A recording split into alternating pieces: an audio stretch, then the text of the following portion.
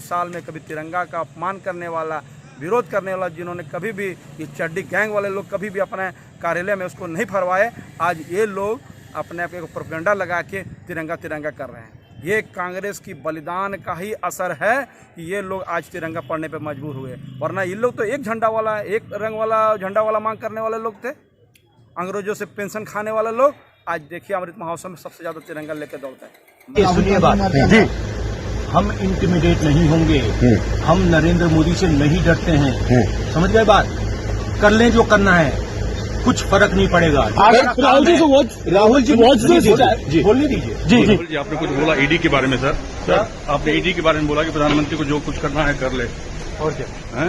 और क्या, मतलब आप डरने वाले नहीं? ना, बिल्कुल नहीं, बिल्कुल नहीं डरने वाले। और मोदी से तो मैं मतलब बिल्कुल नहीं डरता। हिम्मतमैन राहुल गांधी जी को डराने की कोशिश किया। आज उनका स्टेटमेंट हम देखे, अब बड़ा प्रसन्न हो गए। उन्होंने कहा कि मैं डरने वाला नहीं है, आपको जो करना करे, मैं आपको हर जो गलत चीज़ों पर आपका विरोध हम जारी रखेंगे। हम हिम्मतमैन राहुल गांधी जी का हम स्वागत करते हैं कि ऐसा ही विपक्ष में अगर 10 आदमी अगर रेडी हो जाए तो आज ये लोग सरकार जो घुटने में आ जाएगी। कि जब भी आप बेच रहे हैं तो खरीदने वाला भी आपका मित्र है, और जो जिस रेट में मिलना चाहिए उसको कौड़ियों के दाम में आप बेच रहे हैं, और उससे भी आप अर्थव्यवस्था को मजबूत नहीं बनाए। तो उन्होंने खाने पीने का चीज़, चावल आटा जैसे लोगों में जीएसटी लगा दिया, दूध और छाछ में जीएसटी लगा दिया।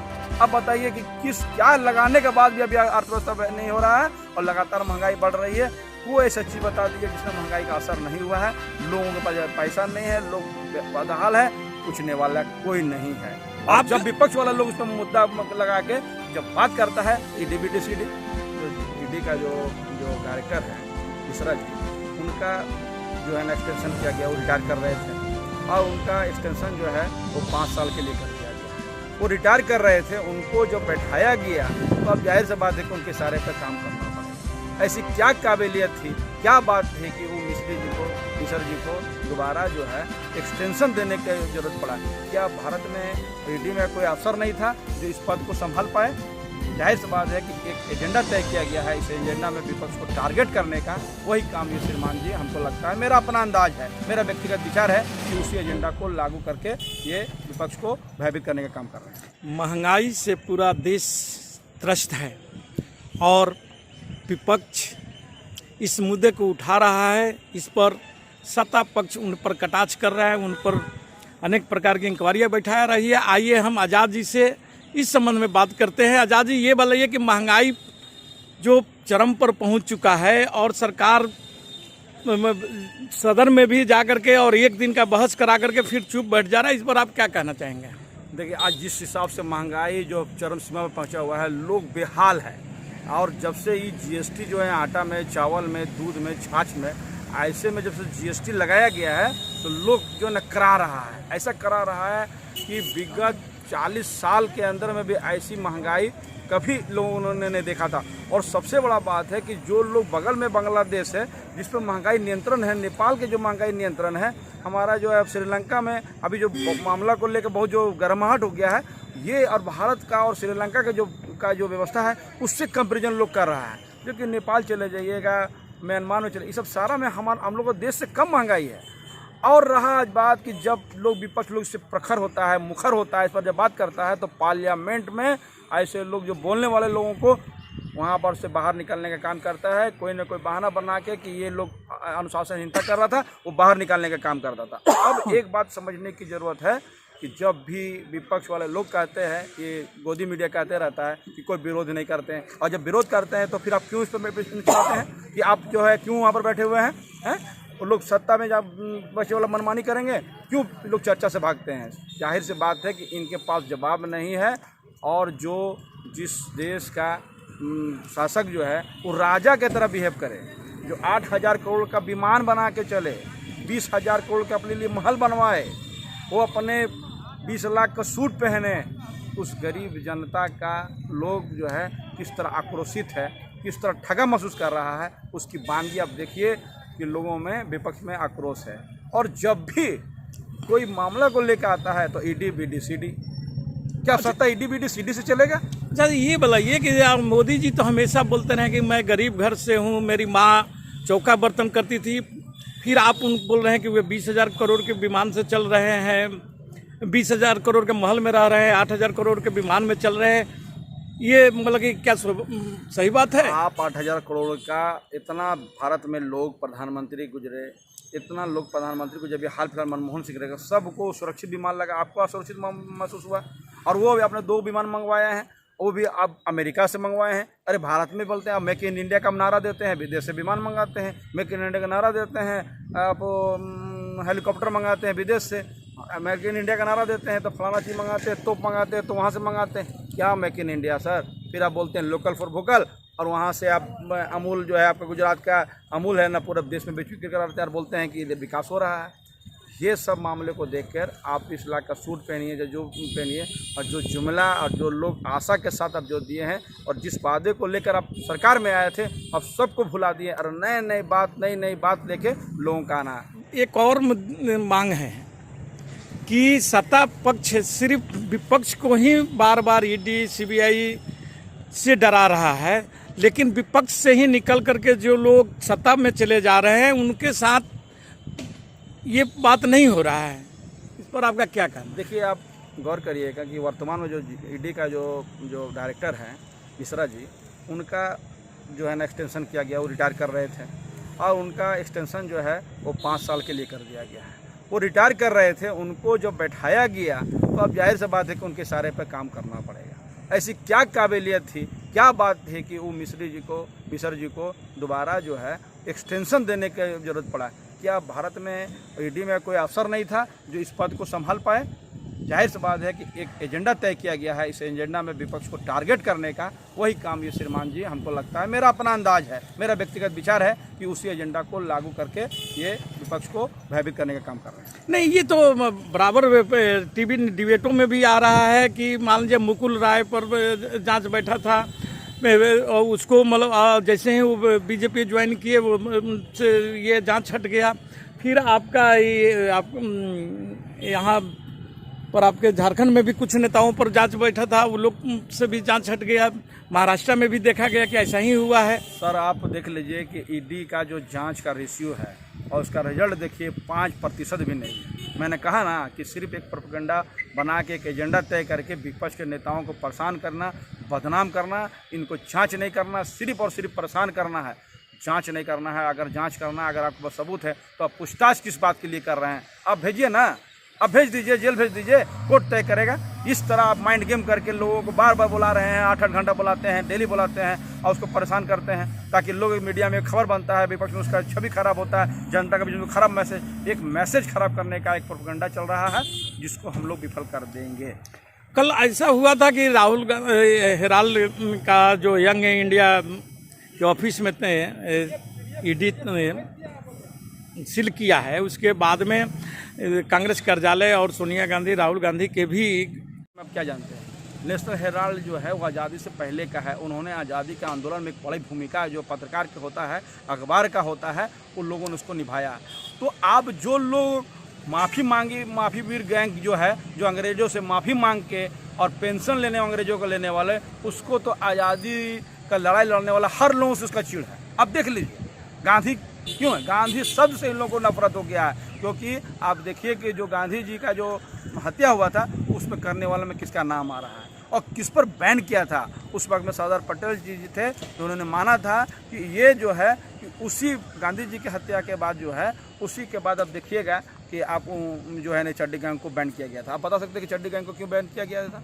ये उसको माना गया था, कहीं ना कहीं सरदार पटेल जी मानते थे, उस वक्त के तत्कालीन गृह मंत्री जो मानते थे इन लोगों की कहीं ना कहीं भूमिका है। उसकी जांच हुई है, चल रही है। लेकिन आप देखिएगा कि इसी तरह हर एक चीज़ पे नेशनल हेराल्ड से इन लोग को नफरत इसलिए कि उन्होंने आज़ादी में क्यों भूमिका निभाई और इसका जो एसेट है उस पर सब नज़र रखे हुए हैं। और जो आप बताइए ना उससे क्या फ़ायदा हो रहा है, वो तो चला नहीं पा रहा था, जिसको पार्टी ने, कांग्रेस पार्टी ने, क्योंकि बहुत पहले आज़ादी की लड़ाई लड़ रहा है, उसको एक मदद किया। अब वो मदद करने के आवाज़ में ये लोग बोल रहे हैं कि यंग इंडिया बना लिया, उसको हड़प रहा जमीन। कहाँ हड़प लिया, कहाँ हड़प लिया बताइए, बता दिए कोई दस्तावेज दिखाई कि उसको हड़प लिया उसको? आप एक कार्यालय है, आप इतना एक यंग इंडिया के कार्यालय से डर गए, इतने मजबूत प्रधानमंत्री हैं, अपने आप को विश्वगुरु कहते हैं, डंकापति बने हुए, विश्व में आपका डंका बज रहा है, 56 इंची सीना वाला है, और आप एक यंग इंडिया जैसे एक छोटा सा कार्यालय से आप डर गए, उसको सील कर रहे हैं।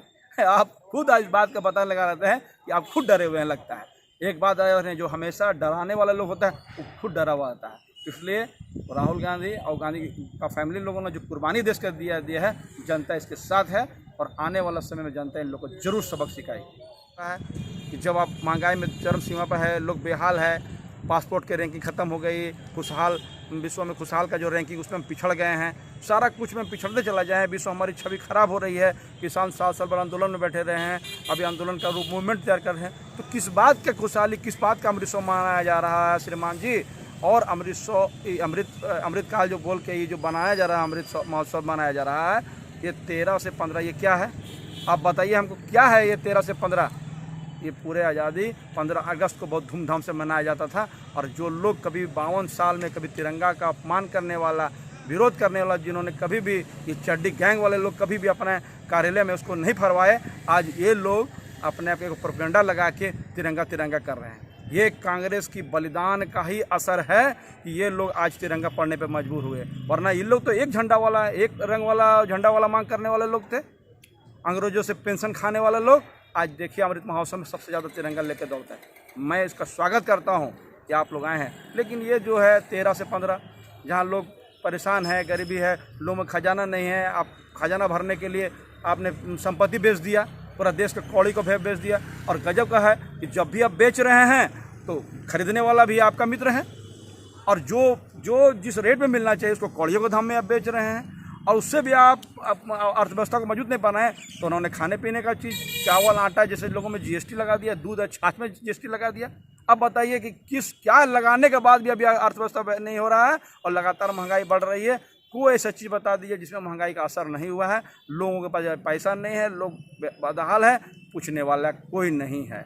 आप जब विपक्ष वाला लोग उसमें मुद्दा लगा के जब बात करता है EDBD, अरे भाई साहब, आप जो हैं जिस हिसाब से विपक्ष का सबसे बड़ा नेता हिम्मतमैन राहुल गांधी जी को डराने की कोशिश किया, आज उनका स्टेटमेंट हम देखें अब बड़ा प्रसन्न हो गए। उन्होंने कहा कि मैं डरने वाला नहीं है, आपको जो करना करे, मैं आपको हर जो गलत चीज़ों पर आपका विरोध हम जारी रखेंगे। हम हिम्मतमैन राहुल गांधी जी का हम स्वागत करते हैं कि ऐसा ही विपक्ष में अगर 10 आदमी अगर रेडी हो जाए तो आज ये लोग सरकार जो घुटने में आ जाएगी। एक ही आपका यहाँ का लोकल प्रतिनिधि जो है भाजपा का, वे बोल रहे हैं कि कोई जरूरी है कि आप पैकिंग वाला ही सामान खरीद करके खाइए। अरे भाई, अगर हमें GST बढ़ गए तो आप गेहूं पिसवा लीजिए, गेहूं खरीद लीजिए, उससे शरीर बनेगा। तो आप क्यों नहीं ऐसा कर रहे हैं? जनता को तो दे रहे हैं, जो जनता वोट दिया उनको तो वो बतला रहे हैं कि आप गेहूँ पिसा हुआ गेहूँ खाइए, सर अभी बोरा का गेहूं खाइए। बड़ा अभी एक विवादास्पद बयान हमारे धनबाद के विधायक, माननीय विधायक रांची में दे रहे थे। वो कहे कि जब उन विरोध कर रहे थे स्टैम्प ड्यूटी का, तो पत्रकार एक सवाल किए उससे कि महंगाई का तो आप लोग विरोध नहीं करते हैं, तो ये सिर्फ सरकार के विरोध में जो स्टैम्प बढ़ गया उसका विरोध काहे कर रहे हैं? हर चीज़ तो महंगा हो जा रहा है। तो उन्होंने एक बड़ा मतलब अजीबोगरीब बयान दिया है। अब बताते हैं, वो कहा कि मेरा खर्चा बोल रहे हैं, मेरा खर्चा के बारे में मैं तो 500 से 1000 आदमी को डेली चाय और बिस्कुट जो है ना नाश्ता कराता हूँ। बताइए भाई, आप चाय पिला रहे हैं, बिस्कुट खिला रहे हैं, उसको भी सार्वजनिक कर रहे हैं, ये हाल हो गया। और आप किसको खिला रहे हैं? आपके इर्द गिर्द घूमने वाले लोग खिला रहे हैं। इसीलिए लोगों को तो महंगाई का असर नहीं होता है, फ्री का मिलता है सुबह नाश्ते में चाय बिस्कुट। खुद बोल रहे हैं, आप किसी को खिलाकर उसके बारे में बताना, हम लोग उसको बोलते हैं उल्हाना देना, बोलते हैं अपने भाषा में, उसको उल्हाना देने के बात है। तो आप ऐसे लोगों का, इन लोगों का बड़ा है। अभी एक तो सरकार बयान दे दी कि सर महंगाई नहीं है। हम लोग बोले बहुत स्वागत है, बहुत दिन के बाद सरकार मानी कि महंगाई नहीं है। महंगाई जिसको परेशान कर रही हो अपना चूहे अपना छाड़े। ये सरकार वो है, ये असंवैधानिक सरकार जो है लोगों के अपेक्षाओं के विपरीत जो है अपना कार्य को अंजाम देते रही है। लेकिन जनता इस बार इनको वो सबक सिखाएगी कि ये लोग याद करेंगे कि जनता ने कैसे सबक सिखाया है, पकड़ा है। और इस कांड के बाद एक और भी कांड हुआ कि यहाँ जिला अध्यक्षों की जब चुनाव हो रही है तो उसमें कांग्रेस के उपाध्यक्ष हैं मनोज सिंह जी, इन्होंने जो आरोप लगाया कि प्रदेश अध्यक्ष का जो मनमाना की वजह से पैसा लेके पद देने का जो मामला को लेके जो मामला उठाया है, मैं उससे जांच की मांग करता हूं कि कम से कम एक जिला उपाध्यक्ष ने एक प्लेटफॉर्म पे, एक मीडिया के न्यूज़ पे ये बात को रखा है। मैं चाहता हूं कि इस मामले पे पार्टी जांच करे कि क्या सही माने में प्रदेश अध्यक्ष का झारखंड में संगठन को कमज़ोर करने का काम करता है या पैसे लेके कोई पद देने का काम करता है या इस तरह का कोई मामला आ रहा है। ये जांच का विषय है। लेकिन मैं फिर भी मानता हूं कि कांग्रेस का भले विधायक बिक जाए, कांग्रेस का भले सांसद दिख जाए, लेकिन कांग्रेस का कार्यकर्ता जो है वो बड़ा एक्टिव है, डिवोटी है, क्योंकि ये बलिदानी पार्टी का एक कार्यकर्ता है। वो अपने आप को स्वतंत्रता सेनानियों की पार्टी मानता है, बलिदानी पार्टी का मानता है। ये लोग कार्यकर्ता कहीं जाने वाले नहीं है, और किसी भी पार्टी का जो रीढ़ होता है वो कार्यकर्ता होता है। इसलिए जो सांसद चले जाए, विधायक, आप देखिए, एक बहुत मार करने वाली बात है। कांग्रेस मुक्त भारत की बात करने वाला, जब चुनाव हो रहा है तो कांग्रेस चले आ रही है। ये लोग देखते हुए अब इन लोग एक बनाया है कि व्यवस्था किसी तरह, इनका जो मेन लीडर है, सोनिया मैडम है, राहुल गांधी जी है या प्रियंका, इन लोगों पर हार करके किसी तरह लो है ना ED में फंसा के इन लोगों को भेज देने का काम करे। आप हमको इस चीज़ का जवाब दीजिएगा कि आप देखिएगा कि वाड्रा जी का मामला में DLF को लेके हरियाणा में जो डेली एक सनसनी आ रहा था, कहाँ चला गया वो ED का जांच? कहाँ चला गया ED का जांच? बताइए हमको, क्या हुआ उस ED का जांच को? आज ED को सफाई देना चाहिए उस मामले पे क्या हुआ? ये सिर्फ और इसका मतलब जांच करने का नहीं है, सिर्फ लोगों को परेशान करने का। आप बता सकते हैं कि 5-5 दिन, 10-10 दिन, 8-8 घंटा, 10-10 घंटा, क्या आप सवाल करते हैं? जब आपके पास है तो आप सीधे पेपर दीजिए और अरेस्ट करके भेजिए।